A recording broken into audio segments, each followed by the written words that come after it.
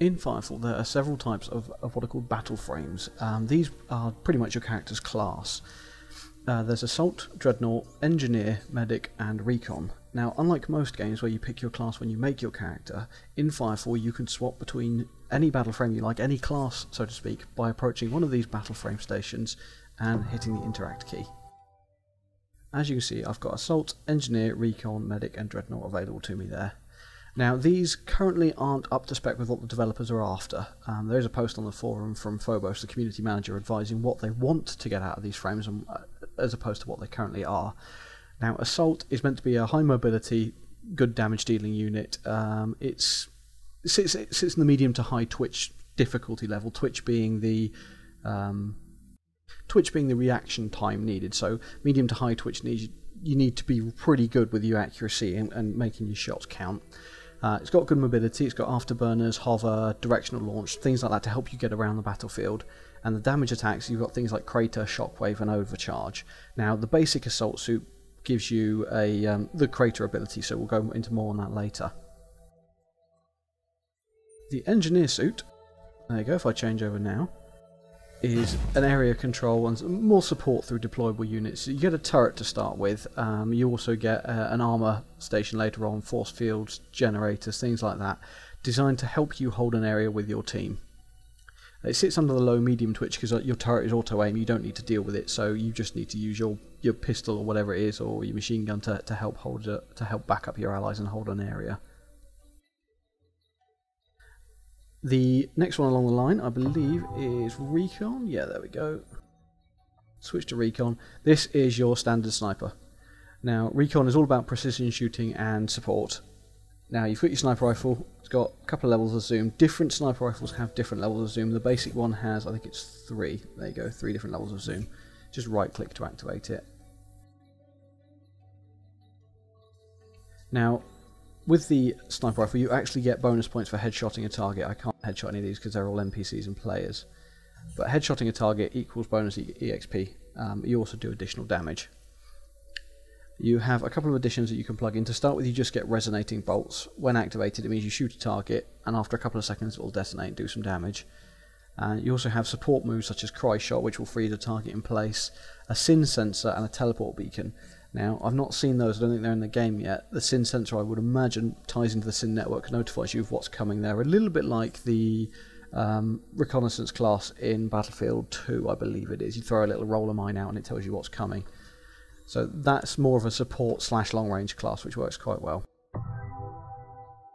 Medic goes without saying, heals people. You get the Medigun to start with, and that's the default Medigun has a standard healing beam and a right-click overcharge function, which also heals yourself while you're using it. Does drain your energy to use it though. The Medic is the focus on the healing class.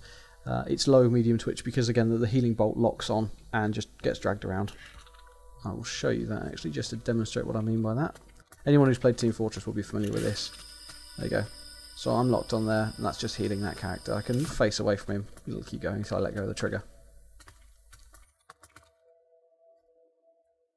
Their support abilities are all based on healing. I currently have a healing wave ability. You also get poison abilities later on, things like that, supercharge and defibrillator. The defibrillator is an instant res. Rather than having to stand and hold E for a couple of seconds to res a colleague, you just go bang and they're back up and in the fight, which is always handy. Now the final class is the Dreadnought, which I would say is most akin to Heavy Weapons Guy if you've ever played Team Fortress again, or your tank if you play games like World of Warcraft, EverQuest, things like that. They don't have aggro generation as such. They are pretty much, you sit them down, they have low mobility, but they're designed to survive a lot of damage. I believe they've currently got the highest health in the beta, from the beginning group that you pick anyway. Obviously if you start changing plates in and out, you'll get different stats. So they're low to medium twitch. Again, you'll see why, because the moment I fire up, I spray bullets everywhere. And you see that the arc of firing, not the arc, sorry, the reticle for firing expands quite a bit. Their special abilities, heavy armour, reflective shield, are designed to reduce incoming damage quite significantly. And apparently there is a turret mode for these. I've not seen any of these, so I'm going through what I found on the forums as like a deployable turret mode, Thunderdome, Dreadfield, different things. I've seen them in some of the trial videos and things like that. I haven't unlocked them. As a start, the Dreadnought class is basically you've got heavy armour. You can survive a lot of damage. It's probably not that good for soloing because you're relying on this to hit things.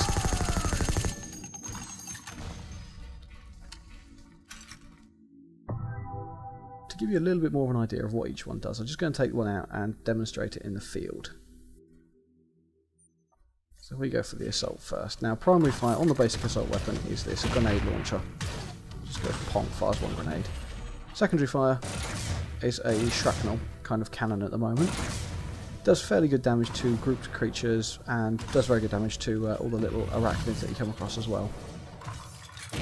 Secondary weapon is the machine gun. Now most classes have a basic machine gun for secondary weapon. It's got infinite ammo. It's designed to be a fallback weapon when your primary runs out. Finally, Crater. Now I could trigger it from the floor, but because I like showing off I'm not going to. Crater is activated by pressing the number 1 key on the keyboard. As you can see, launch up, slam down. It's then gone into cooldown along the bottom of the screen. Once it's back up again I can use it. It does fairly good damage against groups of enemies.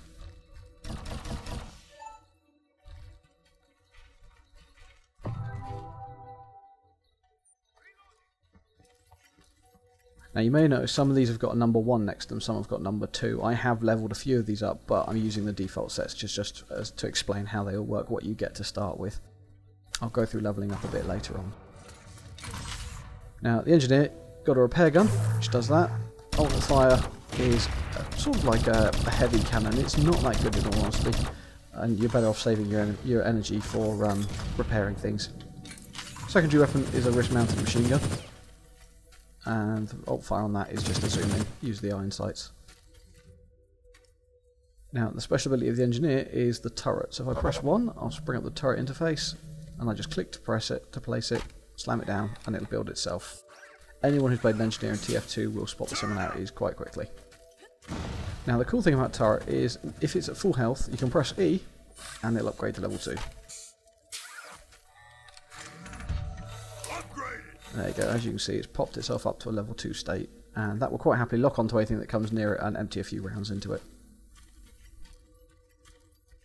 You can also see down the bottom of the screen there's a number 2 indicating my turret, a bar indicating its health, and its current status is searching for targets.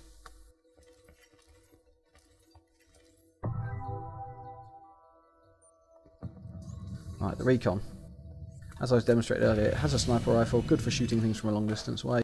Resonating bolts I will demonstrate. I'm going to need a volunteer or a target, whichever one comes first.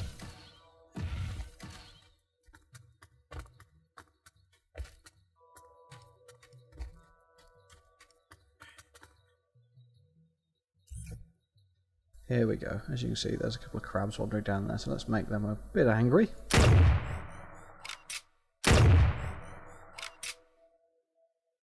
Now I'm going to trigger the resonating bolt. And put a couple of rounds in here. As you can see, it gets a little sphere orbit him, and after a couple of seconds it blows up like so. Resonating bolts last for about 5 seconds. It gives you enough for a couple of shots, but nothing more. And I've now got an angry friend who wants to eat my face.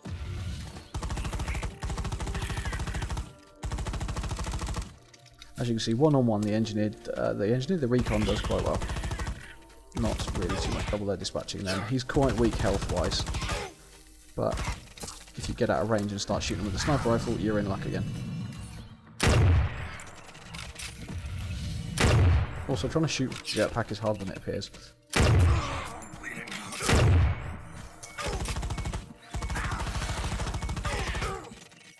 And I'm down. Once you die, people in the nearby area are notified that you are falling or going down. They can run up to you, interact with E, and try and resurrect you. Once you get down to the last sort of 1.5 seconds, 1 second, you will bleed out completely. No one can res you from that point there. You then just respawn back at your starting point.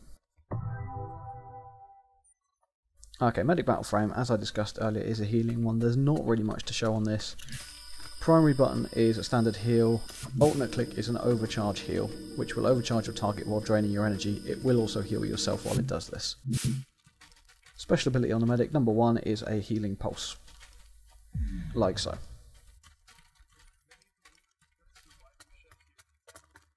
Medics are good for team fights, where if you've got a couple of different classes all mixed in, you probably want one medic just to help keep everybody alive. You will quite often find yourself switching out to your secondary weapon and joining in with a firefight. You don't need to run around and constantly heal someone. It's not like the moment you take your eye off them, they'll die. People can survive quite a while without any healing. Finally, the Dreadnought. Again, you've seen the heavy machine gun. Spray bullets in all kind of directions. Secondary fire is a force field that drains your energy. It's a bulletproof shield. As you can see there, that guy's bullets bounce straight off that. Finally, the heavy armour. If I press 1, activate heavy armour, reduces damage incoming. I don't know what the percentage is, it means you take less damage. It's quite good when you get attacked by bugs and you're out in the field on your own. This shield is only bulletproof, by the way. It won't knock enemies back or anything else. It literally opens up, will stop bullets, and that's about it. Oh, also the moment you try and fire, it will collapse again. Not sure if that's intended or not. Probably so, but if you fire, it goes down. If you stop firing, it'll open up. And again, it will only remain open while you're holding right click. So that's it. That's a brief overview of all the battle frames in FireFall. I hope that spread some light on them, and I highly recommend taking one or two out and having a proper play in the field and seeing what you think of them. I'll cover upgrading the battle frames and that in more detail in a future video.